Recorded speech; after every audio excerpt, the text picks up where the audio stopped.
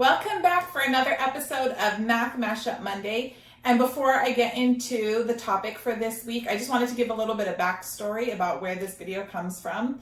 So if you didn't know already, I come from a family of female math professors. Both my mom and sister are also math professors. And growing up, I was really fortunate because if I ever was confused from one of my math classes, I could just come home and have my mom help me and explain everything to me. And I so clearly remember this day because we had gone over the imaginary unit I and how to simplify powers of I. And for whatever reason, it wasn't clicking for me.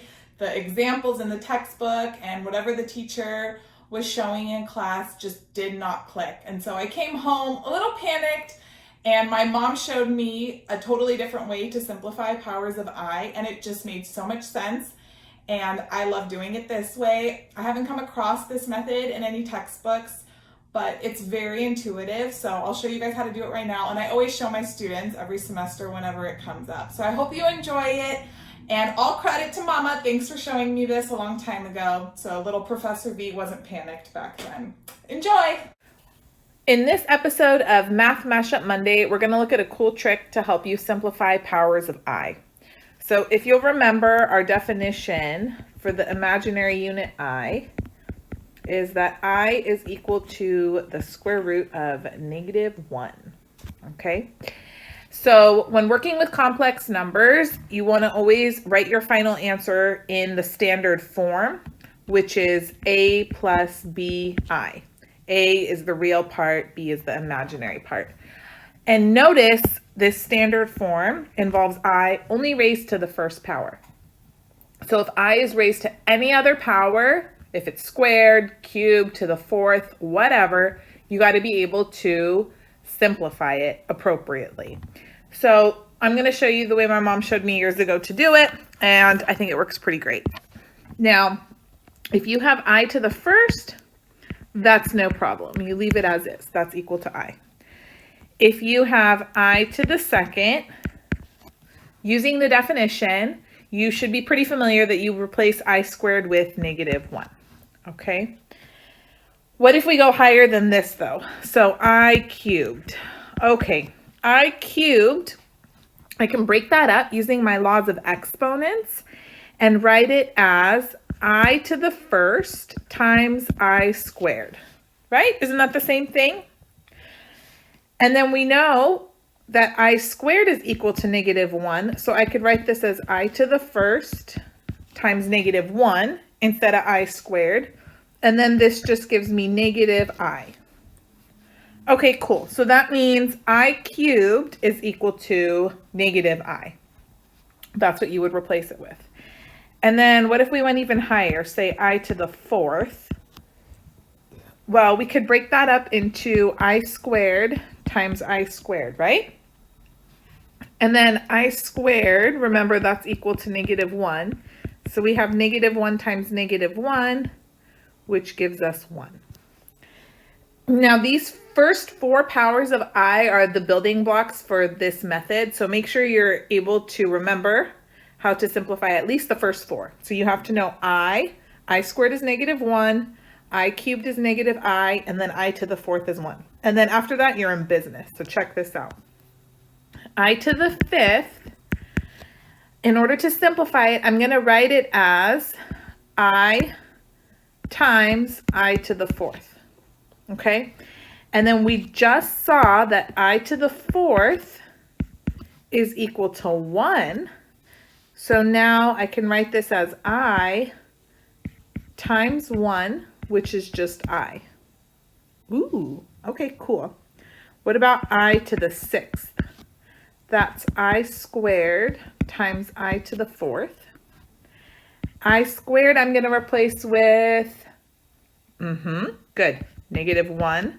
I to the fourth I replace with 1, so this is -1. What about I to the seventh? Break that up into I cubed times I to the fourth. What am I going to replace I cubed with? -I, and then I to the fourth we're going to replace with 1. So this is -I. And then what about I to the 8th? Are you seeing the pattern? I to the 8th you can write as I to the 4th times I to the 4th, which is just going to be 1 times 1, which is 1. Now take a step back, see if you can notice the pattern that's emerging. It goes I, -1, I, +1. Then it repeats. I, -1, I, +1. So the powers of I simplify in a pattern, and it keeps repeating on a length of cycle 4, right? So what you want to do is be comfortable simplifying the first 4 powers of I, and then say you're given some really wild power of I to simplify, like I to the 57th, okay? No, you don't have to sit there and keep listing out higher and higher powers of I until you hit 57. You just want to know, is it going to match up with I to the 1st, I squared, I cubed, or I to the 4th, right? Because it's just going to keep repeating. So since the cycle repeats every 4, what you do is you take the exponent, all right, that I is being raised to, and you divide it by 4 because you want to see which power it's going to match up with. So 4 into 57, I'm not interested in the quotient, just the remainder. You'll see what I mean in a second. So just do the long division. 4 into 5 goes once. Okay, love it. Bring down that 7. 4 into 17 goes 4 times. 16. Remainder is 1. All I'm interested in is the remainder, okay? That tells me that I to the 57th is equal to I to the whatever the remainder is. In this case, it's 1. And I to the 1st, that's simplified already. You're just going to leave it as I. Okay, let's try a few more. So we're just going to simplify the following powers. Usually the directions just say simplify. Cool. So first one, I to the 14th. All right, so you take the exponent. I'm always going to long divide by 4. Okay, so 4 goes into 14 3 times. I don't care how many times it goes in. All I'm interested in is what this remainder is going to be. The remainder is 2. So that tells me I to the 14th is equal to I squared. Whatever that remainder is matches up with how the power of I will simplify. Okay, I squared, we know that's equal to -1. And then we're done. So that's why you do have to know at least the first 4 powers of I. Let's try some more. How about I to the 11th?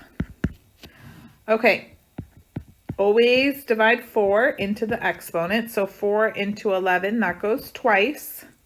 4 times 2 is 8. I don't care about that. I'm after this remainder right here. All about the remainder. Remainder 3. So that means I to the 11th is equivalent to I cubed. Do you remember what I cubed is equal to? -I. Ooh, -I. Good. Let's do another. Perfect practice makes perfect. I to the 21st. Why don't you guys pause the video, give this one a try. Okay, what did you get? Did you get I? I hope so. Let's try it together now. So 4 into 21 goes 5 times. Who cares? 4 times 5, 20. The remainder is 1. So that means I to the 21st is equal to I to the 1st, which is just I. Beautiful. Let's do 2 more. How about I to the 48th?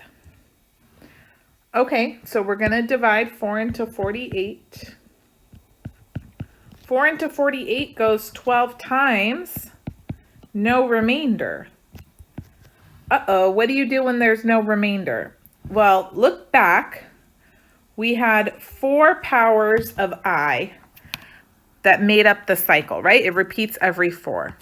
Which one of these, if I divided them by 4, would have no remainder? This last one here, I to the 4th, right? That's the only one that divides evenly by 4. So when you have no remainder, then that's going to be the same as I to the 4th, which is just positive 1. All right, one more.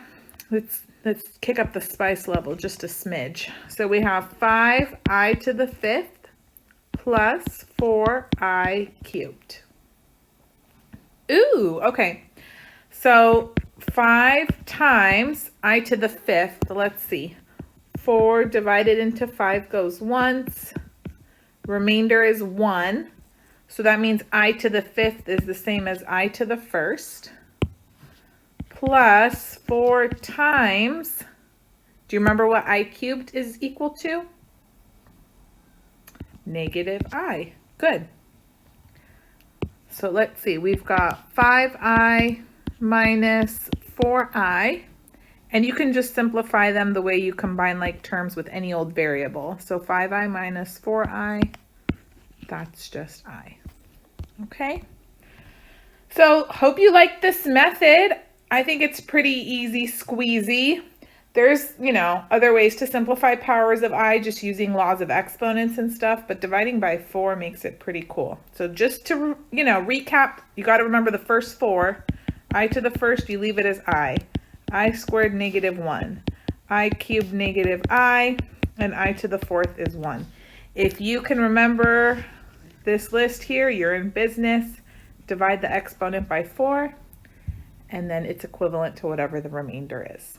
Give this video a thumbs up if you found it helpful. Share it with your friends, family, classmates, mailman, nail tech, anybody that you think would benefit from it. And let's thank my mama for showing me this, a good 20 plus years ago.